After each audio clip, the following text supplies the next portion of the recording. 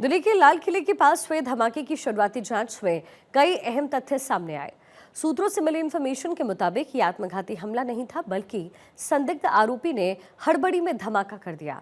इतना ही नहीं, धमाके में इस्तेमाल किया गया आईईडी पूरी तरीके से विकसित नहीं था।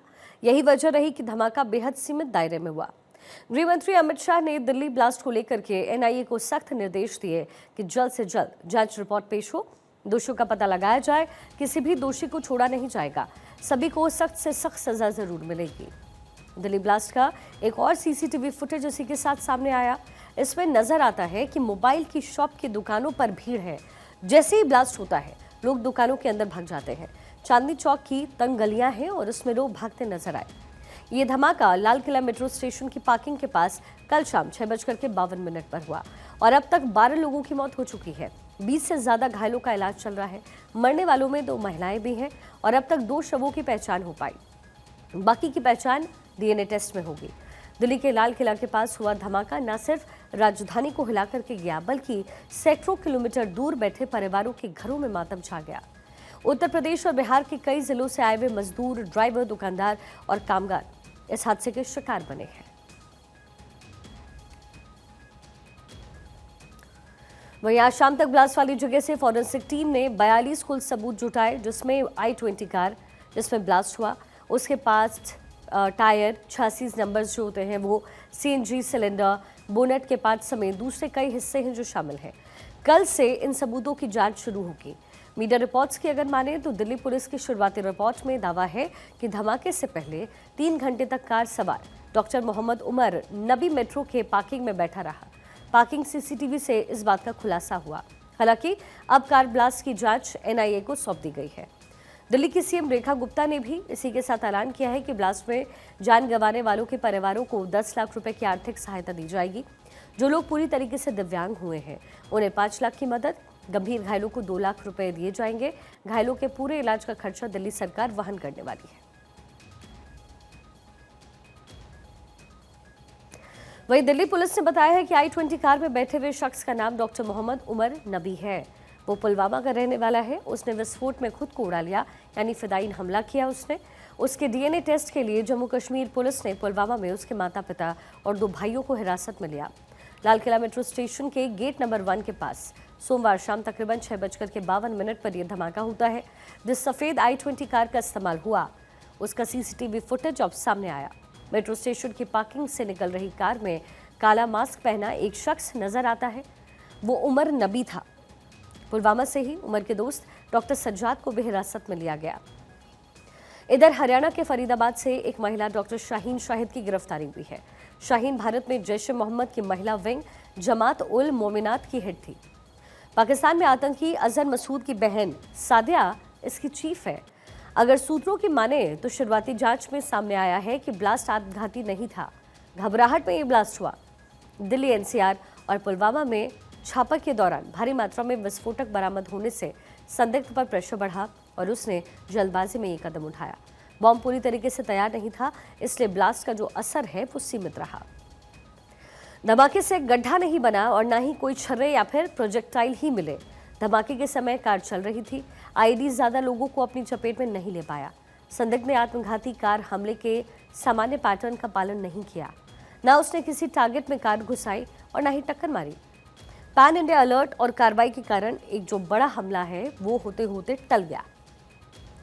लखनऊ में यूपी एटीएस ने डॉक्टर शाहीन शाहिद के घर पर तलाशी ली है। शाहीन के पिता सईद अंसारी ने मीडिया से कहा कि अधिकारी आए थे, उन्होंने घर की तलाशी ली, हमसे पूछताछ की और इस दौरान भारत 24 के संवाददाता निलेश चौहान भी मौके पर ही मौजूद रहे।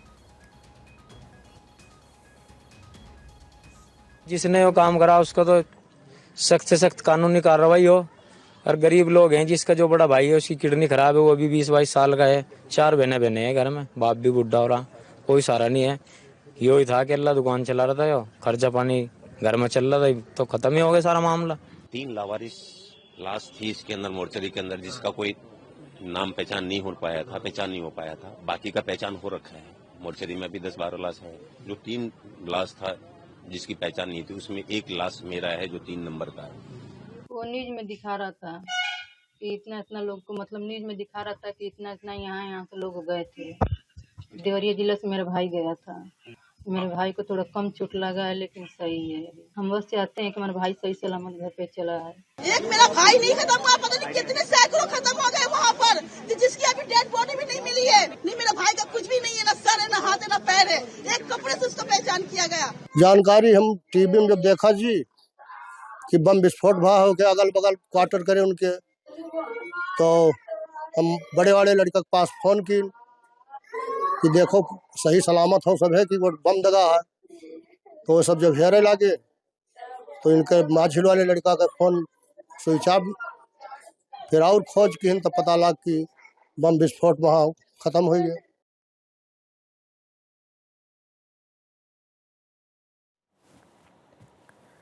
दिल्ली ब्लास्ट से जुड़ा हुआ सबसे बड़ा खुलासा भारत 24 करने जा रहा है। भारत 24 के हाथ वो शख्स लगा जो आरोपी डॉक्टर मुजम्मिल से मिला हुआ है। उस सिराजुद्दीन से भारत 24 के संवाददाता ने एक्सक्लूसिव बातचीत की है, सुना देते हैं आपको। इस वक्त हमारे साथ एक ऐसे व्यक्ति हैं जो डॉक्टर मुजम्मिल से मिले हुए हैं और अपनी गांव की बात भी रख रहे हैं, क्योंकि गांव की बात कोई नहीं रख रहा है। तो इनसे हम बातचीत करना चाहेंगे। क्या नाम है आपका? मेरा नाम सिराजुद्दीन। सिराजुद्दीन जी, जिस तरीके से पूरी घटनाक्रम हुई, अगर हम बात करें दिल्ली में ब्लास्ट भी हुआ, सारी चीजें हुई, और ये फतेहपुर तगा और धौज की अगर हम बात करें, लगातार पुलिस सर्च ऑपरेशन चला रही है, कैसे आप इसे देख रहे हैं? देखिए, ये बहुत ही निंदनीय घटना है। अगर ऐसा हुआ है तो हमारे गांव के लिए बड़ी ये शर्मिंदगी की बात है कि हमारे गांव में कुछ ऐसा मिला है। पहले कभी ऐसा नहीं हुआ, कभी भी हमने कभी अपनी लाइफ में ऐसा कुछ सुना नहीं है। और जिस डॉक्टर मुजम्मिल की बात हो रही है, मीडिया से सामने आ रही है, तो उस डॉक्टर को गांव के लोगों के पास वो बैठता नहीं था। वो किसी के पास ऐसे बैठने वाला नहीं था। वो इमरजेंसी में रहता था। कोई अपना पेशेंट को लेकर जाता था तो उससे बस मुलाकात तो होगी जब डॉक्टर आएगा। तो वैसे किसी से उठना बैठना नहीं था उनका। अगर सिराजुद्दीन जी हम बात करें तो आप कब मिले थे और पहली मुलाकात कैसे हुई डॉक्टर मुजम्मिल से आपकी? देखिए, मैं तो जानता भी नहीं था कि ये डॉक्टर मुजम्मिल है। जैसे कि कल मैंने फोटो में देखा है तो जब मेरी समझ में आया है कि इनका नाम डॉक्टर मुजम्मिल है। 3 महीने पहले मैं अपनी लड़की को लेकर इमरजेंसी में आया था। 3-4 महीने हो गए शायद, टाइम मुझे एग्जैक्ट याद नहीं है। मेरी लड़की को बीमार हो गई थी, पेट में उसको पेन है। तो मैं उसको इमरजेंसी में लेकर आया था तो वो डॉक्टर ने उनका ट्रीटमेंट किया था। डॉक्टर मुजम्मिल ने ट्रीटमेंट किया, लेकिन मुझे नाम उससे पहले पता नहीं था उसका। नहीं पता था। मुझे तो कल जब उसका फोटो सोशल मीडिया पे आया है तो मुझे पता लगा कि हाँ, ये डॉक्टर मुजम्मिल नाम है इनका। अगर हम बात करें, आप जब मिले और अब जिस टेरर अटैक में डॉक्टर मुजम्मिल का नाम जुड़ा और ये बताया जा रहा है कि पूरे टेरर मॉड्यूल में ये शामिल थे, गांव में इतना तकरीबन 2900 किलो के आसपास अमोनियम नाइट्रेट बरामद हुआ, ये बताया जा रहा है कि वो मेन सरगना है। पहले एक जगह मकान किराए पे लिया, फिर दूसरी जगह मकान किराए पे लिया। आप इसे कैसे देखते हैं? क्या धौज में या फिर फतेहपुर तगा की बात करें तो क्या यहाँ पर वेरिफिकेशन वगैरह नहीं होती है, या फिर लोगों से वो घुले मिले हुए थे, बड़ी आसानी से चीजें उनको मिल गई? नहीं, देखिए, घुले मिले तो वो किसी से नहीं थे। वो बहुत ज्यादा बातें नहीं करते थे। कई बार जैसे हमने उसको दुकानों पे देखा है, फल फ्रूट्स की दुकान पे देखा है, तो वो फल फ्रूट की दुकान पे आते और सामान लेकर निकल लेते थे। लेकिन देखो डॉक्टर साहब हैं, चाहे वो किसी भी विशेष जाति से बिलोंग करते हो, तो उसको हम सभी प्योरिटी देते हैं कि डॉक्टर है, हमसे ज़्यादा सीनियर हैं, हमसे ज़्यादा एजुकेटेड हैं। अगर डॉक्टर को हम सब प्योरिटी देते हैं, अच्छी नज़र से ही देखते हैं। कभी उसकी ऐसी कोई बात सामने नहीं आई। जब आपने उनसे बातचीत करी, आपको कभी ऐसा लगा कि इस तरह की चीजें भी हो सकती हैं? और आपको उनका व्यवहार कैसा लगा? बताओ, डॉक्टर वो क्या एक अच्छे डॉक्टर थे, या कभी आपको ऐसा लगा हो कि उनके मन में, दिमाग में ऐसा कुछ चल रहा हो? गांव में आपने कभी ऐसी कोई संदिग्ध हरकत देखी हो? मैंने कभी ऐसी संदिग्ध हरकत कभी नहीं देखी और ना कभी किसी के मुंह से सुनी कि कोई बंदा ऐसा कोई काम करता है। और इमरजेंसी में डॉक्टर देखो ज्यादा बात करते नहीं है किसी से।